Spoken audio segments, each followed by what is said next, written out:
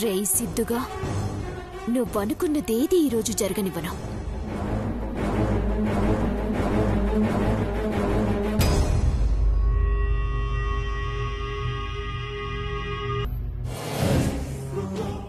బీరువాలో డబ్బులు తీసి ఆ సిద్ధుగడికిచ్చి పంపించేయాలి. ఈ పెళ్లి ఆపాలి. సంపదనింకా వాడు కలవకుండా చెయ్యాలి. నువ్వేడికి? ఏట్లోకి వస్తావా తోడుగా? దీపం కొండెక్కకుండా నూనె తెద్దామని.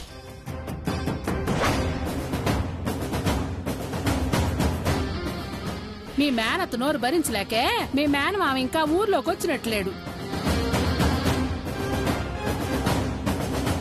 అమ్మా గౌరమ్మ, ఎలా అయినా సిద్ధుగడి గురించి అందరికీ తెలియాలి. ఈ పెళ్లి ఆగిపోవాలి.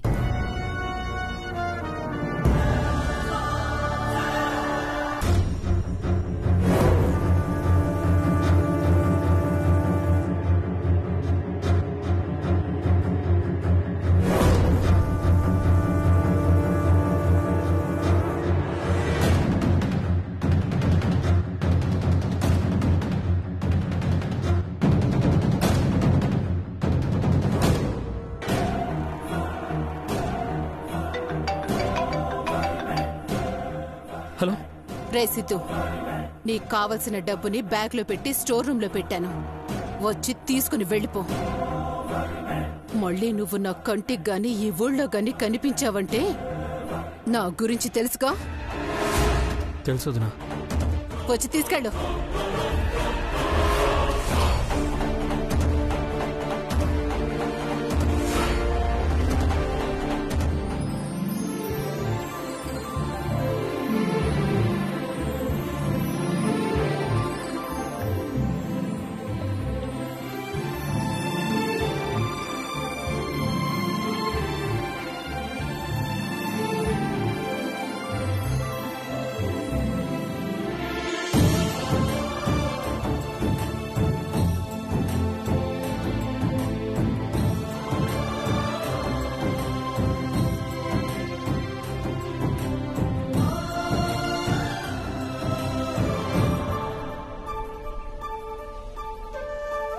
నమస్కారం అండి. ఏర్పాట్లు బ్రహ్మాండంగా ఉన్నాయి భూపతి గారు. నా మనవరాలి పెళ్లి మరి. చుట్టుపక్కల 40 ఊళ్ళోళ్ళు 4 కాలాల పాటు చెప్పుకోవద్దు. అవునవును.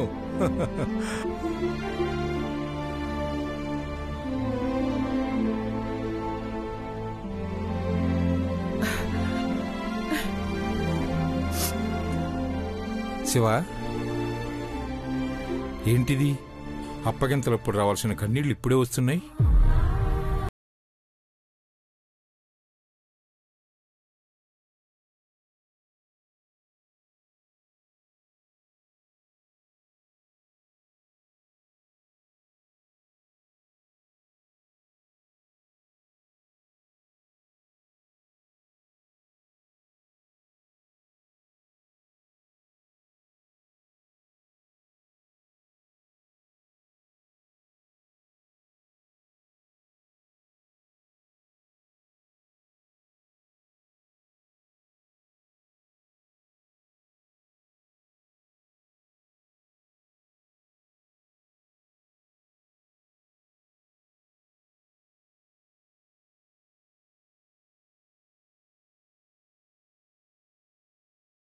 నీ ఊళ్ళు వెతికినా సిద్ధు లాంటి మంచివాణ్ణి మనం తీసుకురాలేకపోయేవాళ్ళం.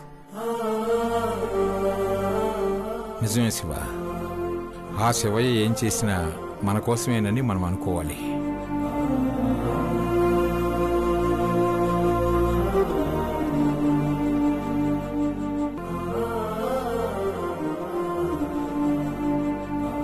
ఈశ్వరా, నేను నోరు తెరిచి నిజం చెప్పలేను.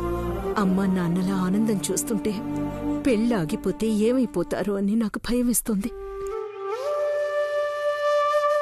మరో పక్కన సిద్ధు ఇచ్చిన మాట తప్పి కళ్యాణి మెళ్ళో తాళి కట్టి తన జీవితాన్ని ఎక్కడ నాశనం చేస్తాడో అని భయమేస్తోంది. నమస్కారం అండి. నమస్కారం అమ్మా. రండమ్మా.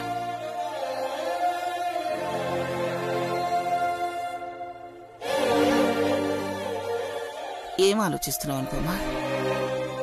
కూతురు పెళ్లి జరుగుతుంటే సంబరంతో ఆనందమంతా నీ ముఖంలో కనిపించాలి గాని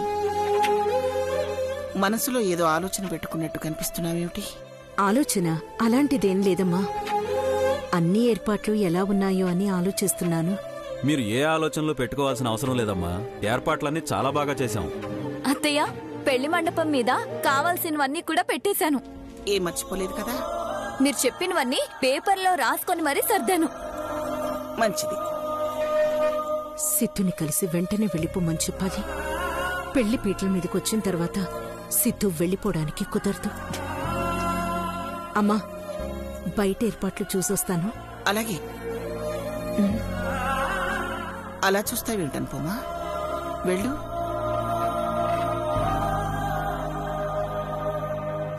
నువ్వేం చేస్తావో నేను చెప్పనా? సంపదని తీసుకుని వెళ్ళిపోతావు. ప్రేమికుడు సిద్ధు, ప్రేమికురాలు సంపద. వదిన, నువ్వేమంటున్నావో అర్థం కావట్లేదు.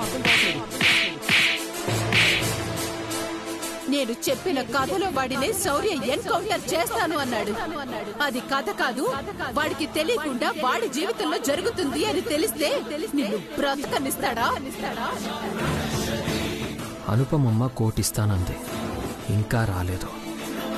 ముహూర్తమేమో దగ్గర పడుతుంది. ఒక పక్క దమయంతి వదిన ₹1,00,00,000 పక్కన దాచిపెట్టాను, వచ్చి తీసుకెళ్ళు అంటుంది. అంటే ఇద్దరూ కలిసి 2 కోట్లు ఇవ్వబోతున్నారా? సిద్ధు, నువ్వు మామూలుగా నక్కతోక తొక్కలేదురా. అనుపమమ్మ రాగానే కోటి తీసుకొని ఇంటికి వెళ్ళి కోటి తీసుకొని జంప్. ఎస్. ఏంటమ్మా ఇంత లేటు? ఇంకొంచెం సేపు అయితే పెళ్లిపీటల మీదకి పిలిచేవాళ్ళు. ఎక్కడికి వెళ్ళలేని పరిస్థితిలో కళ్యాణి మెడలో తాళి కట్టాల్సి వచ్చేది. పాపం కళ్యాణి జీవితం నాశనం అయ్యేది. అవును, ఒట్టి చేతులతో వచ్చావంటమ్మా, కోటి తీసుకురాలేదా? ఇక్కడికి తీసుకురావడం కుదరలేదు, కానీ ఇంట్లో బీరువాలు భద్రంగా ఉన్నాయి. ఇదిగో మార్తాళం.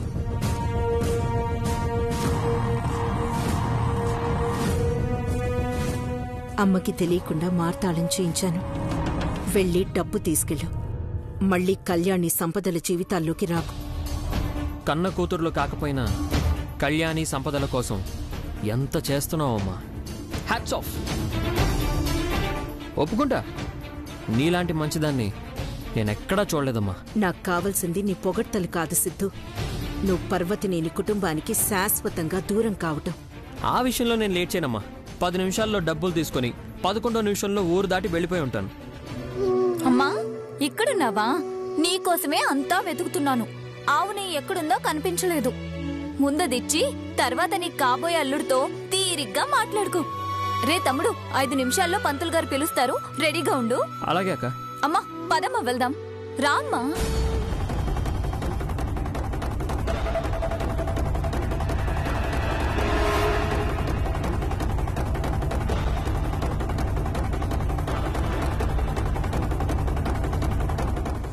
పెళ్లి కొడుకుని పిలవండి అని పంతులు గారు పిలిచేలోపు డబ్బులు తీసుకుని సంపదని కలవాలి.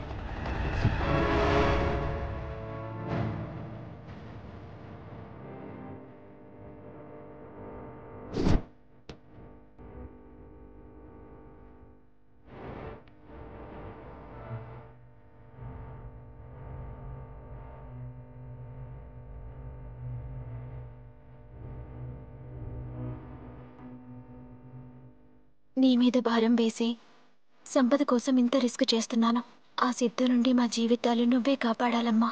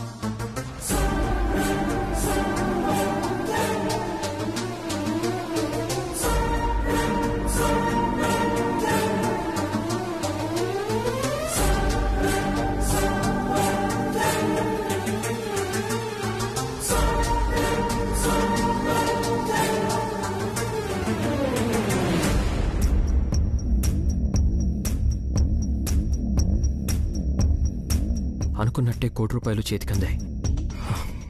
సంపదను కూడా తీసుకెళ్ళాలి, లేకపోతే దమయంతో దిన సంపదని చంపేస్తుంది. నేను వెళ్ళిపోయిన తర్వాతైనా సంపద నేను లవర్స్ అని శౌర్యకి తెలుస్తుంది. ప్రాబ్లం అయిపోతుంది.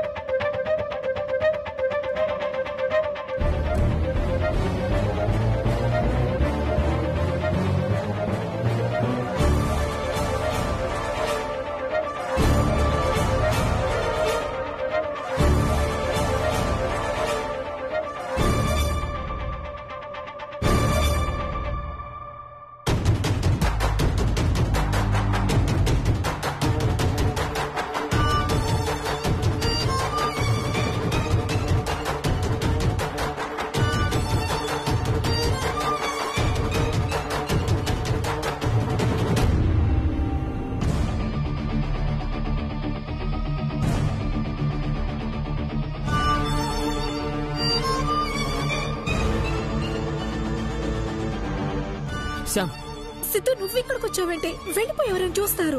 డబ్బు అందింది శ్యామ్, అందరూ పెళ్లి దగ్గర ఉన్నారు. నువ్వు కూడా వస్తే ఇద్దరం కలిసి వెళ్ళిపోదాం. పిచ్చా సిద్ధు నీకు? బయట మీ అమ్మ మా అత్త కళ్యాణి ఉన్నారు. చూస్తే ప్రాబ్లం అవుతుంది. నాకు కొంచెం అనీజీగా ఉంది, పెయిన్స్ వచ్చేలా ఉన్నాయి. నేను ఇప్పుడు రాలేను సిద్ధు. నీకైనా నేను నిన్నే చెప్పాను కదా 6 months ఆగి వస్తాను, ఫస్ట్ నువ్వు వెళ్ళిపో అని. మన దగ్గర అంత టైం లేదు శ్యామ్. మన గురించి దమయంతో నీకు తెలిసిపోయింది.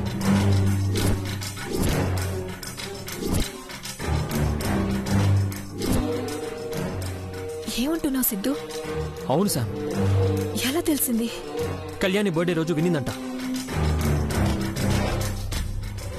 అత్తయ్యకి తెలిసిందంటే శౌర్యకి చెప్పేసి ఉంటుంది. లేదు, ఇంకా శౌర్యకి చెప్పలేదు. ఆవిడే నాకు డబ్బు అందేలా చేసింది. ఊరు నుంచి వెళ్ళిపోమంది. అందుకే నిన్ను తీసుకెళ్దామని వచ్చాను. నువ్వు ఇక్కడే ఉంటే నిన్ను మాత్రం వదిలిపెట్టదు సంపద. రా సిద్ధు, రా సిద్ధు.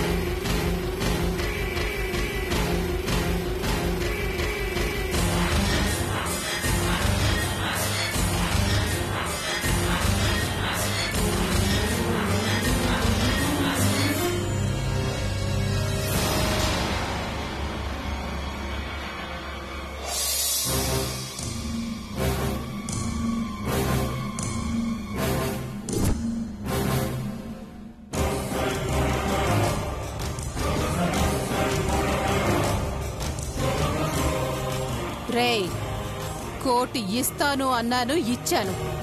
మర్యాదగా ఊరు దాటి వెళ్ళిపో, లేకపోతే శౌర్య చేతిలో ఎన్కౌంటర్ అవుతావు.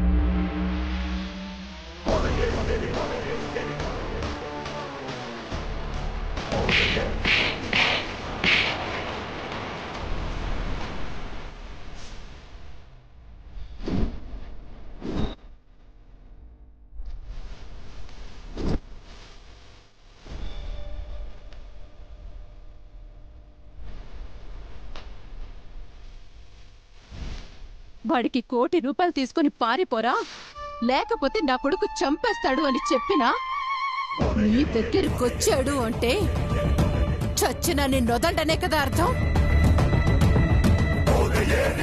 ఆ రోజు అనుపమతో ఒకప్పుడు నేను ప్రేమించాను, ఇప్పుడు కాదు మర్చిపోయాను అంటే నిజమేనేమో అనే చిన్న సందేహం ఉండేది. కానీ ఇప్పుడు నాకు చాలా క్లారిటీ వచ్చింది, నువ్వు వాడు మారని. నా కొడుకు పిచ్చి వాళ్ళ నిన్ను ప్రేమిస్తున్నాడు. నిజం తెలిసినప్పుడే నిన్ను చంపేద్దామని వచ్చాను.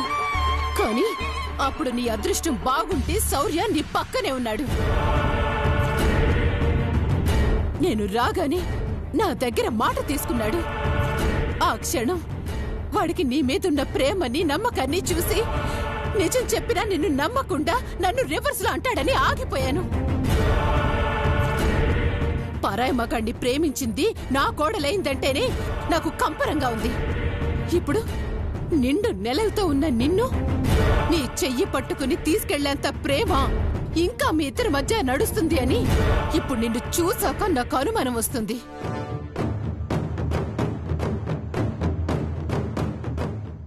అసలు నీ కడుపులో పెరుగుతున్న బిడ్డ నా కొడుకు బిడ్డేనా లేక అక్రమ సంబంధం వల్ల పుట్టేవాడా అని? అక్రమ సంబంధం వల్ల పుట్టేవాడా?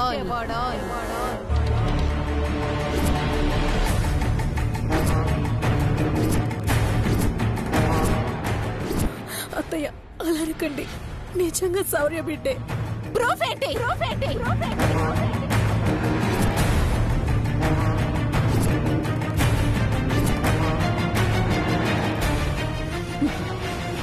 నీ మీద నాకు నమ్మకం లేదు.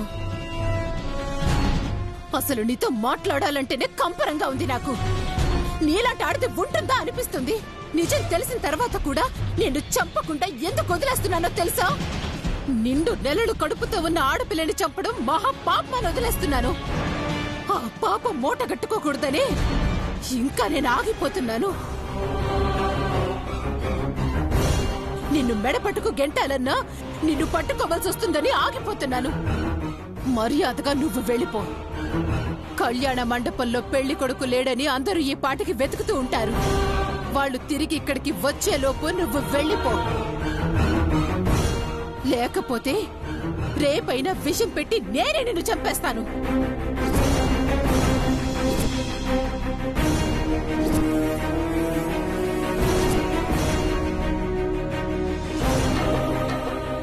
పరువు కోసం నేను ఏమైనా చేస్తాను.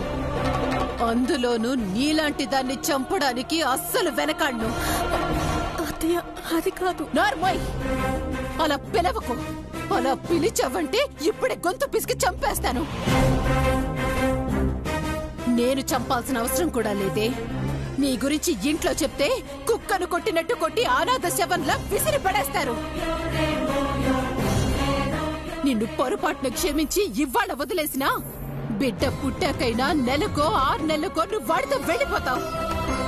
అప్పుడు నా ఇంటి పరువు పూర్తిగా పోతుంది. మండపం నుంచి వాళ్ళు వచ్చేదాకే నీ టైం. పారిపోతావో చచ్చిపోతావో నీ ఇష్టం.